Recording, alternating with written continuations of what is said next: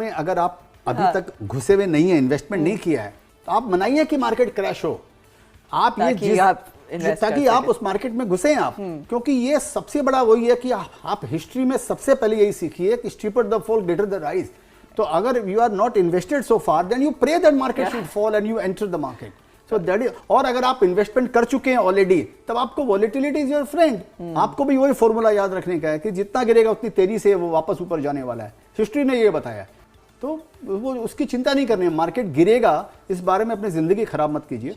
आज 90% टाइम जो है, जो हम लोग इसी बात में लगा देते हैं कि मार्केट का डायरेक्शन क्या है, मार्केट तेज होगा या मंदा होगा, ऊपर है, कोई भी मिलता है रास्ते में, पार्टी में या कहीं भी, अरे मार्केट क्या लगता है। अरे छोड़ बाबा, मार्केट क्या लगता है, मार्केट क्या लगता है वो इंडस्ट्रियलिस्ट को सोचने दीजिए। इंडस्ट्रियलिस्ट अपनी कंपनी को एक्सपेंड नहीं कर रहा है शेयर बाजार के बुल और बेयर मार्केट को देख के, और आपका किसी शेयर्स में आप पैसा लगा रहे हो तो इंडस्ट्री का फॉर्चून देखकर आप पैसा लगा रहे हो। तो आप बजाय इसमें अपना टाइम वेस्ट कर रहे हो कि मार्केट तेज है या मंदा है, आप नया आइडिया सोचिए कि आगे इंडिया में ऐसा होने वाला है, आगे कौन सी नई टेक्नोलॉजी आ रही है, कौन सा नया इनोवेशन आ रहा है, वो कौन सी कंपनी को इफेक्ट करेगा, मैं कौन सी कंपनी के शेयर्स लूं इसके कारण। इसमें अपना टाइम लगाओ बजाय वो सोचने के लिए। आज आप सोच रहे हो कि अरे मेरे पास 1 ही लाख रुपया, मेरे को तो बहुत टाइम लगने वाला है, इस बोल के मैं ट्रेडिंग करूंगा। किसने आपको एश्योरेंस दिया, किसने क्या गारंटी आपका 1 लाख रुपया बच जाएगा।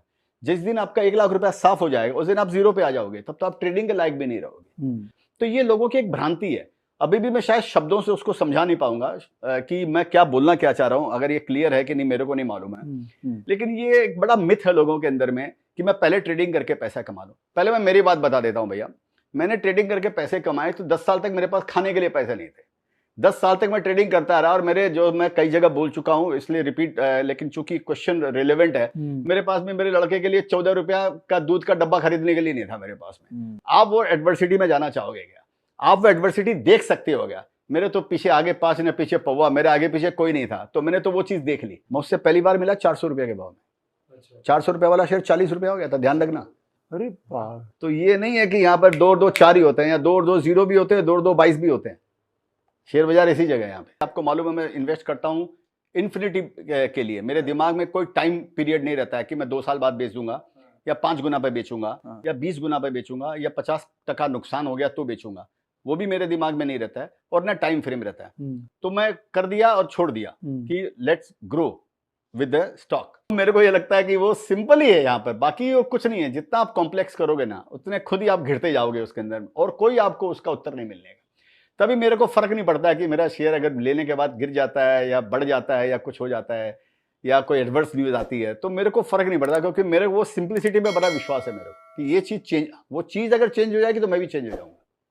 वो ठीक। मैंने ये चीज सीख लिया, शेयर बाजार के पैसे से अगर आपको लंबा जाना है, शेयर बाजार में बड़ा वेल्थ क्रिएट करना है, तो शेयर बाजार के पैसे से अपनी लाइफस्टाइल नहीं चेंज करना चाहिए। एनीवे, सो आपने एक बात मेरे को पूछा ना, हाँ जी, कि लोगों को ज्ञान कैसे मिलेगा, हाउ टू लोगों को कहाँ से उनको नॉलेज, उनको इन्फॉर्मेशन और कहाँ से मिलता है। तो उस पर मेरे को एक गाना मेरे को याद आता है, एक पुरानी पिक्चर गाना है कि पंछी नदियाँ पवन के झोंके, कोई शरद ना इन्हें रोके। तो वहाँ पर you have to add one more word कि पंछी नदियाँ पवन के झोंके and information and knowledge and information. इनको no, there is no border for this things यार। You can learn online, you can learn, everything is free, you can learn wherever you are sitting.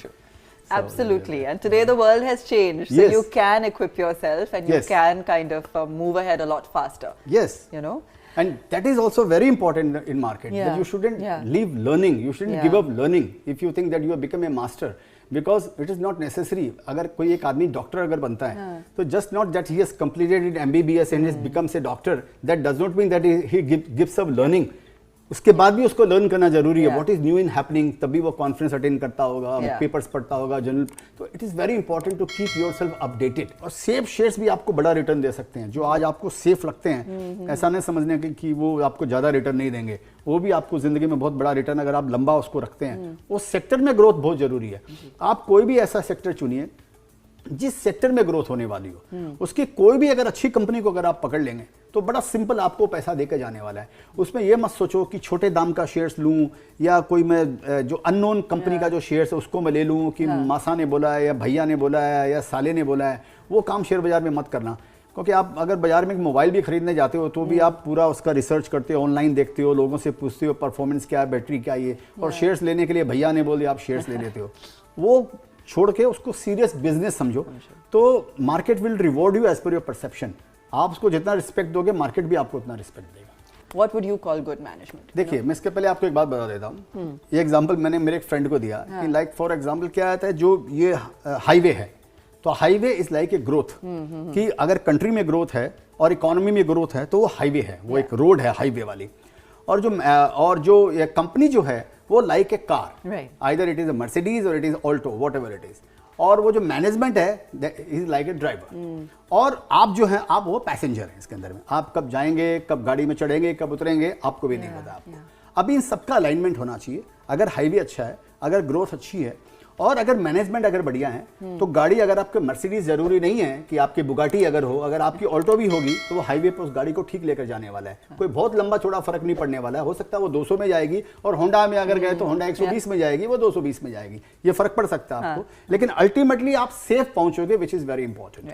लेकिन अगर समझिए driver खराब है, और आप अगर रोल्स रॉयस भी अगर चला रहे हो और हाईवे भी अच्छा है और गाड़ी भी अच्छी है, लेकिन ड्राइवर नौसिखिया है या ड्राइवर खराब है, आपकी गाड़ी का क्या हालत होगा और पैसेंजर का क्या हालत होगा, ये आप खुद समझ सकते हैं। तो मैनेजमेंट का कितना इंपॉर्टेंट रोल है आप इस बात से ये समझ लीजिए। और मैनेजमेंट को कैसे, हाउ टू जज that is management, it's good management और बैड मैनेजमेंट। तो जो खराब टाइम में अपनी कंपनी को अच्छी तरह निकाल के लेके जाएगा, वो अच्छी टाइम में और दुगनी रफ्तार से जाएगा। तो ये सिंपल ये है कि मैनेजमेंट का पास्ट रिकॉर्ड देखिए और फ्यूचर के प्रोजेक्शन देखिए कि आगे का उसका प्लानिंग क्या है। अगर if he has fire in the belly then you should invest in the shares. उसको लगता है कि नहीं बहुत हो गया, अभी तो क्या मजा करने का लाइफ में, तो उसके पहले आप शेयर बेच के मजा कीजिए।